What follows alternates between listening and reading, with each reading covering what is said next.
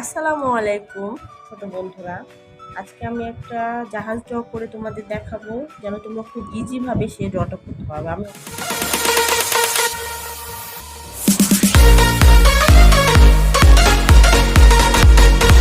আমি অলরেডি এটা এঁকে ফেলেছি।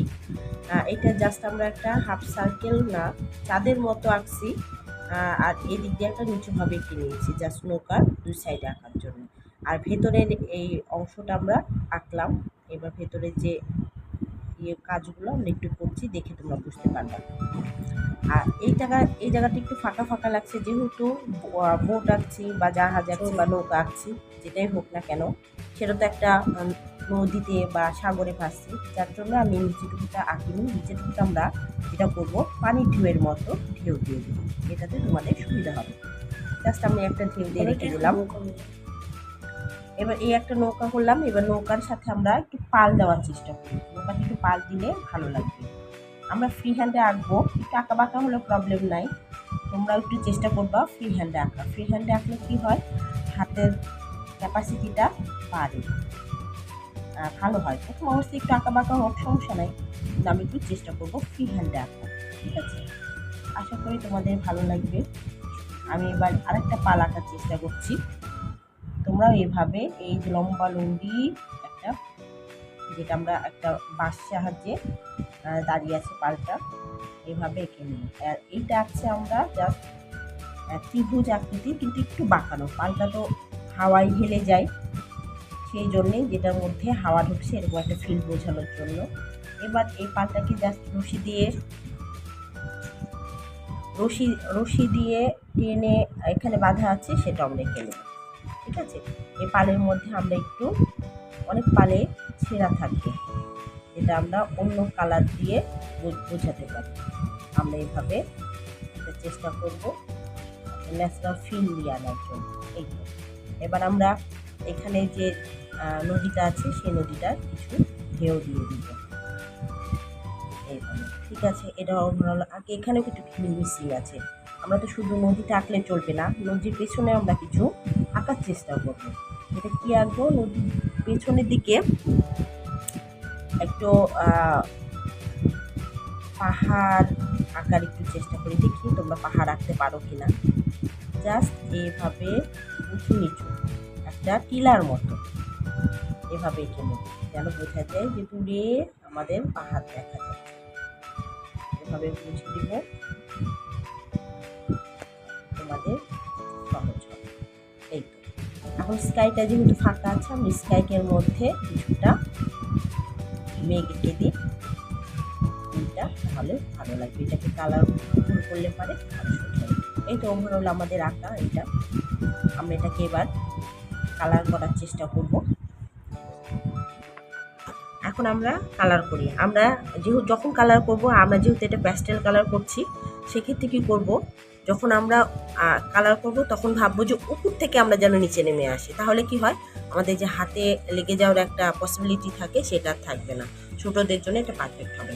আমরা ঠিক আছে, দুটা যেহেতু আমরা মেঘ আঁকছি, দুটা মেঘে আমরা দুরকম ব্লু কালার ইউজ করবো, একটা লাইট ব্লু, একটা ডার্ক ব্লু। তো শুরু করা যাক। আগে আমরা আউটলাইনটা দিয়ে দিব, এক্ষেত্রে আমাদের কালারটা বের হয়ে যাবে না। এটাকে আমরা সুন্দর করে ব্ল্যান্ড করে নেব, যেন হোয়াইট না থাকে। ঠিক আছে, আমার একটা স্কাই মেক করা ডান ক্লাউড। এখন আমি পরেরটায় যাব। পরেরটা একটা লাইট কালার নিয়েছি, যেন দুটো কালার বোঝা যায়। আমরা এটাকে সুন্দর করে ব্ল্যান্ড করে নেব।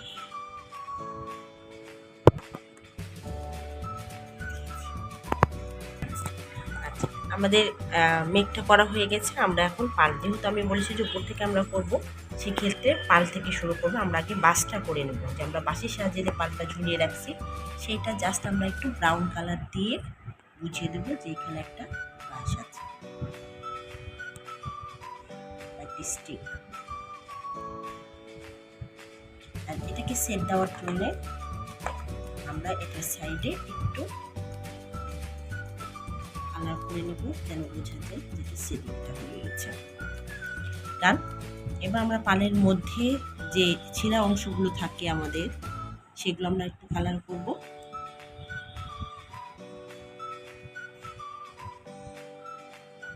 দেন আমরা পালটা কালার করব।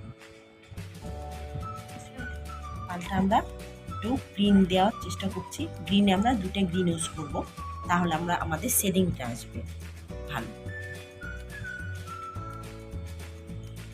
দেন আমাদের একটা পাল কমপ্লিট হয়ে গেছে। আমরা এখানে এখন আরেকটা পাল করব, সেটা আমরা হট পিঙ্ক কালার দিয়ে করব। আমরা পিকচারটাকে একটু কালারফুল করার চেষ্টা করব, যেহেতু আমাদের ছোট বন্ধুগুলো একটু শিখবে। আমরা এখানে হট পিঙ্ক দিয়েছি, আর এখানে একটু লাইট পিঙ্ক দিয়ে ব্ল্যান্ড করছি, তাহলে আরও ছায়াটা বুঝে যাবে। এই যে ওভারঅল আমার পাল কমপ্লিট হয়ে গেল। আমরা এখন বটি চলে যাব। না, বটি করার আগে আমরা দূরেরটা একটু করে ফেলি। দূরেরটা যেহেতু আমরা মাউন্টেন ব্যবহার করছি বা পাহাড় টাইপের, তাহলে আমরা 2টা কালার ইউজ করব। অ্যাশ কালার ইউজ করব, লাইট অ্যাশ আর একটু ডার্ক অ্যাশ। জাস্ট আমরা এই সাইড দিয়ে কালার করার চেষ্টা করব, যেন বোঝা যায় যে এখানে আলো ছায়া যে আমরা ব্যবহার করছি সেটা যেন বোঝা যায়। আমরা আর দূরের যে পাহাড়টা আছে সেগুলো আমরা টান করে ফেলেছি। আশা করি তোমরা বুঝতে পারছো। এবার যেহেতু আমাদের পাহাড়টা হয়ে গেছে করা দূরের, আমরা এখন বোর্ডটা একটু ট্রাই করব। বোর্ডটা আমরা অরেঞ্জ ব্যবহার করব।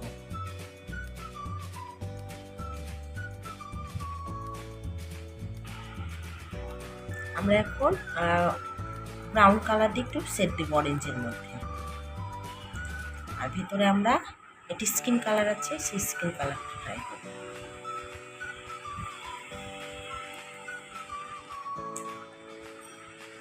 ব্রাউন কালার দিয়ে একটু বুঝিয়ে দিব এর ভিতরে। এটা ওভারঅল আমার বুকটা হয়ে গেল। আমরা এখন নদীর দিকে যাব। নদীর দূরে যেটাকে দেখা যায়, নদীর দূরে অনেক দূরে জিনিসগুলো আমরা হালকা দেখতে পাই, সেক্ষেত্রে আমরা স্কাই ব্লু যেটা আছে সেটা ইউজ করবো। কাছে যখন আসবো আমরা, তখন এইটা একটু ডার্কে পরিণত হবে, ডার্ক কালার দিব। আমরা এবার ডার্ক কালার দিয়ে ঢেউগুলোকে একটু বোঝানোর চেষ্টা করব, তাহলে এই ঢেউগুলো সুন্দর দেখা যাবে।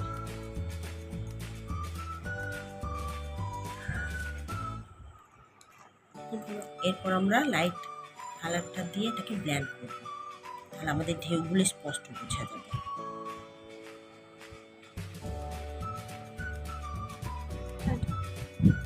এই তো ওভারঅল আমার ড্র করাটা প্রায় শেষ। এখন দেখো, এই তো আমরা নদীটা দিয়ে দিয়েছি। আমরা স্কাইটা হোয়াইটে রাখবো, যেহেতু আমরা মেঘটা ব্লু কালার দিয়ে দিয়েছি। দেখো এবার কেমন লাগলো তোমাদের। আশা করি তোমাদের পছন্দ হবে। টাটা। লাইক করছি, ভালো লাগলে একটা লাইক করবেন এবং শেয়ার করে আমার পাশে থাকবা, আর নতুন হলে সাবস্ক্রাইব করবেন। Thank you. আল্লাহ হাফেজ।